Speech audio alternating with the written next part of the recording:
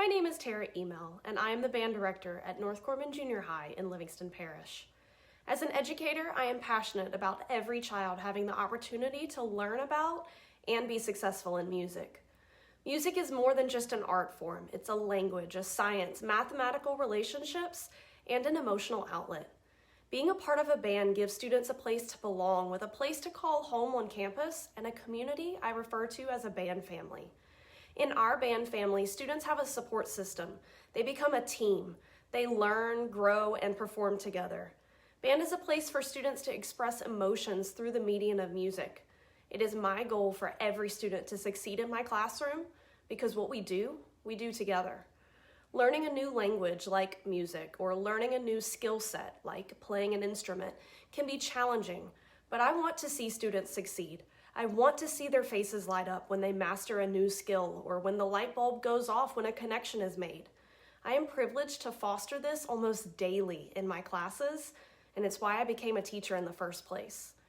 In the video snapshot you will be watching, I'm teaching my 7th and 8th graders in symphonic band. These students have already passed through at least 1 year of band where they learn the basics, how to read music and how to make basic sounds on their instruments. In symphonic band, we've been preparing for many different performances throughout the year, while also refining the skills we already know on our instruments. In this lesson, we are working on expanding our understanding and application of dynamics, or how loud and soft we can play. Prior to this lesson, we have already learned notes and rhythms on this piece of music and have gotten comfortable with it. That left the next step to taking our prior knowledge of dynamics and applying it to this piece for our Christmas concert. With the next step of learning in mind, I set 3 objectives. 1, students will be able to interpret and define dynamic symbols. 2, compile dynamic symbols into a number line continuum. And 3, apply the number line continuum and dynamic symbols to their performance of music. I prepared to teach this lesson by studying the music or score we would be working on to know what dynamics occurred when and the sound I wanted to hear from the band. I had a broad idea how the discussion of dynamics on a number line would go, but I was honestly surprised at how thorough the class's discussion was and the final results they came up with, specifically in regards to this piece of music. Much better. Put your stance down if you need to see the board. All right. Carson, give me a dynamic. Any dynamic. Double forte. Great. Lizzie, give me a dynamic. Mezzo forte. Awesome. Jace, give me a dynamic. Double piano. Double piano. Okay. Mackenzie, give me a dynamic. Forte. Let's see. Levi, give me another one. We're not going to use that one for today. Riley? Piano. Piano. Missing one. Cecilia? Like mezzo piano. Very good. Mezzo piano. Are we missing any? That's it. Awesome. Great. So now I want to know what is the softest dynamic. Everybody shout it out. Double piano. Double piano. Great. What would come next as the softest? Piano. Piano. Then what would be next? Mezzo piano. Good. Then? Mezzo forte. Good. And then? Forte. And? Fortissimo. Double forte or fortissimo. Good. Okay, so we're going to treat the double piano on a scale of 1 to 10 as a 1. We're going to treat the double forte on a scale of 1 to 10 as the 10. So we have to put all of the other dynamics attached to numbers on a number line, okay? Now, you're going to turn to a neighbor, somebody close by. You might have to make a group of 3 depending. That's fine, but I want you to figure out where you think all of the dynamics fall on the number line. Go.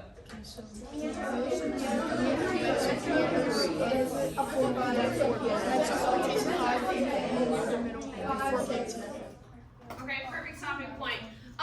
Let's see, Rowdy. It sounded like you and Mackenzie had some great ones. So, piano. What did y'all decide? 1, 2, and 3. No. Or 1, 2. Oh my God. Well, the double piano is a 1. 2 and 3. Okay. Oh my gosh. Right, so we're saying a 2 and a 3, all right? So let's see, Dalton and Aiden.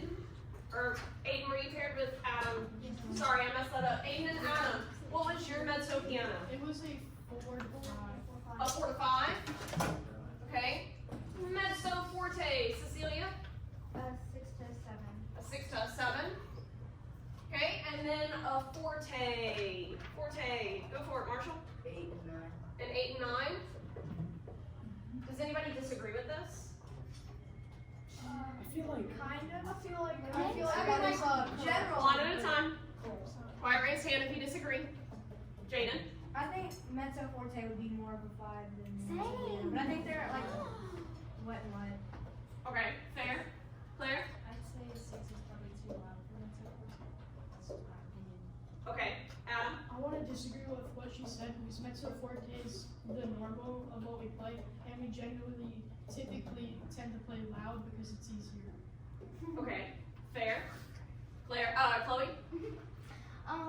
I think that it should be 5 to 6, and then like forte it should be like 7 and 8. Because like the forte, I feel like the mezzo forte we usually play softer. Okay. I don't know. I feel like that's what we said. If we play the mezzo forte softer, then we mezzo forte. Yeah, but like we play mezzo forte like louder than mezzo forte. Mezzo forte. I don't know. If you Okay. play mezzo forte louder, it's gonna be forte. It's like But like It's if not we need loud to, mezzo whenever we forte. play There's mezzo a forte, big it's like in the middle of Okay, it. okay. Georgia, you have your hand raised.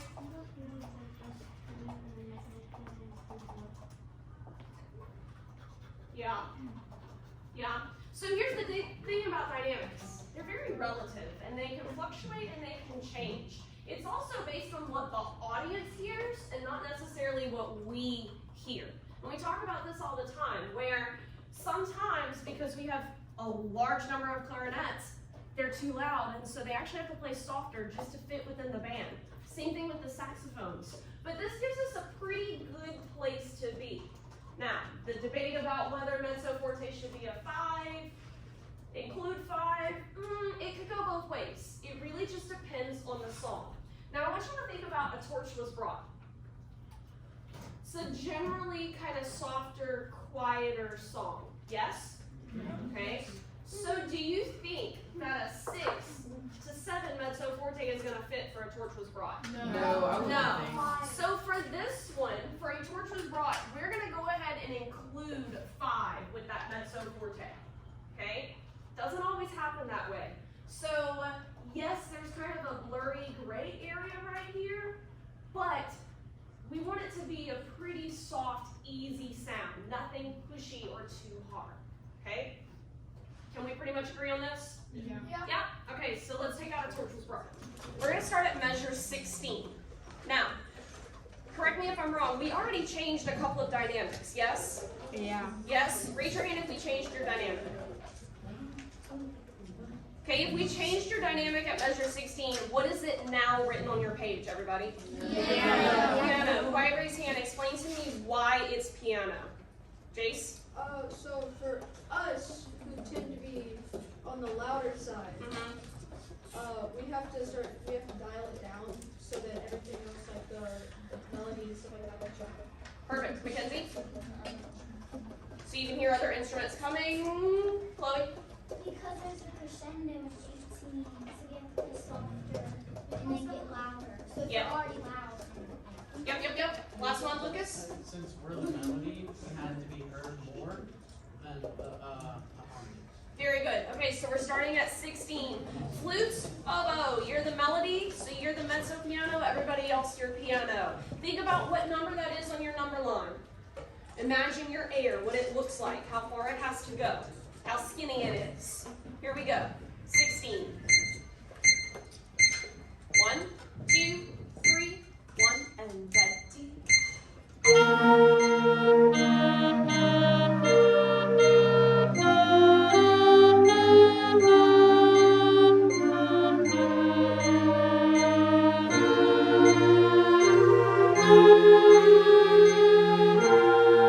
Stop. So we're not going on past that. Now, my question to you is, could you hear the melody, the flutes and the oboe? Yes or no? Oh yeah, definitely. Yes? Listen. Good. So at 24, what's the dynamic, everybody? Piano. Piano. So if we think about our number line,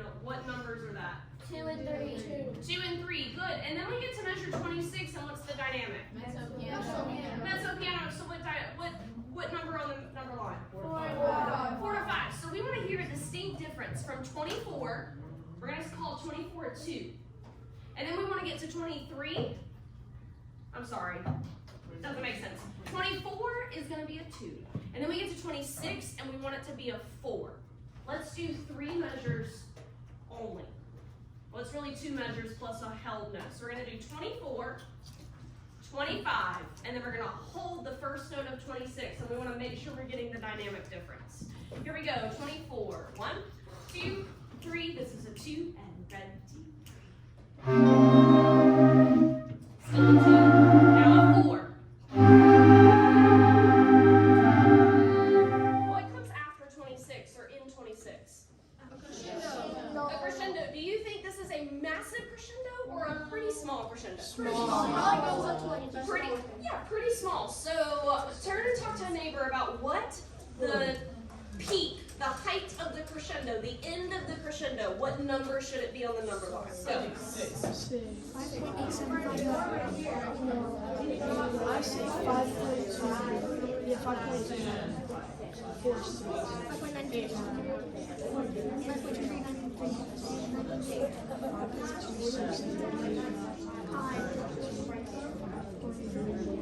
Okay, get back to me. Who wants to share? Somebody I haven't heard from too much of today. Lizzie. A 5 or a 6. Anybody disagree? Aiden? Like a 5.5, like in between. Oh, we're gonna be precise at 5.5. Okay, Jaden, what do you think? I think it'd be 6, because if we start at 4 with the notes at the end, we can go up at least 2. Ooh, that's a good point.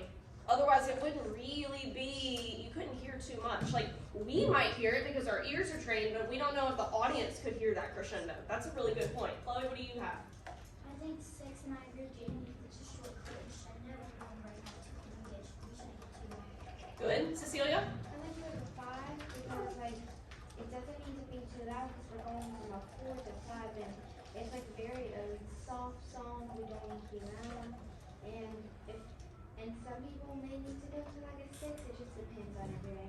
Okay, so let's try it 2 ways. We're gonna say, let's hear that one more time. Same way. 2, 3, 1.